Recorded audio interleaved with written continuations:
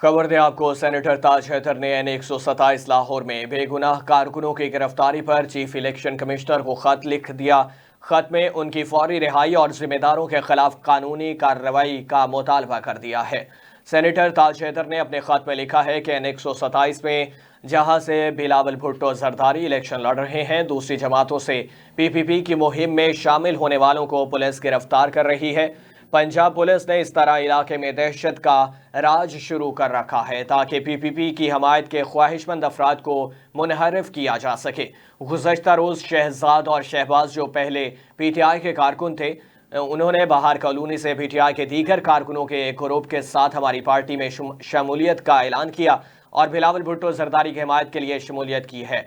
इन्हें इलाका पुलिस ने पकड़ लिया है। इस तरह मुस्लिम लीग नून के काउंसलर खालिदा परवीन को भी गुज़श्ता रोज़ हमारी पार्टी में शामिल होने पर उठाकर लियाकताबाद थाने में रख दिया गया है।